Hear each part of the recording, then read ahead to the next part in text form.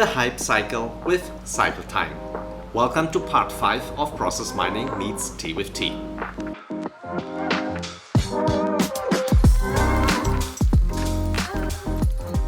Cycle time is one of the most important metric dimensions you can measure very comfortably with process mining.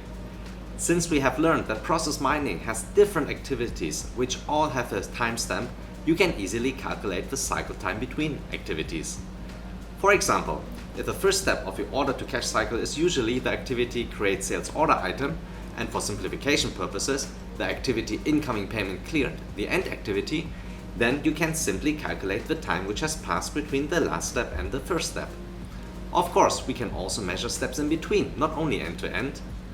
For example, if you have created a sales order in a regional company and that regional company has to create an internal purchase order towards a distribution center or a warehouse in another country, you can measure the time it took between the order in the region and the back ordering in the headquarter function.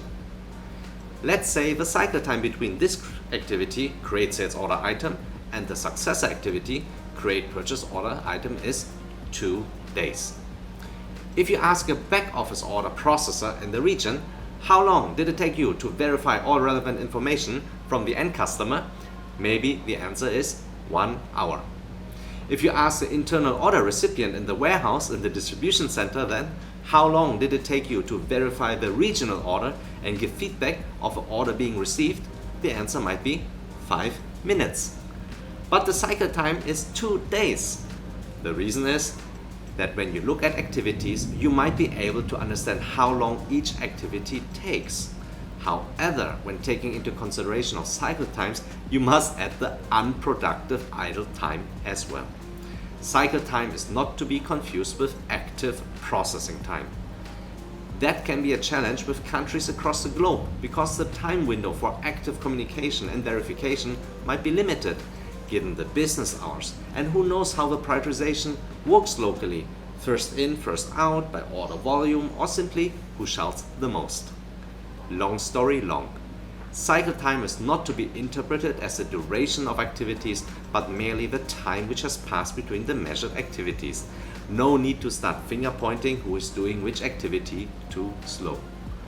A single entity might own one activity, but like two neighbors fighting about the ownership of the two sides of the fence is a useless endeavor.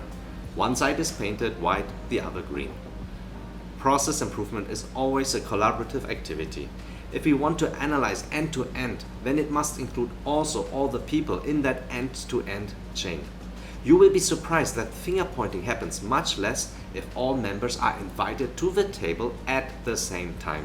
It might take some time to find a time to get them all together at that same time. Surely though, it will save you a lot of cycle time. Don't prepare just a cup of tea. Better get a pot.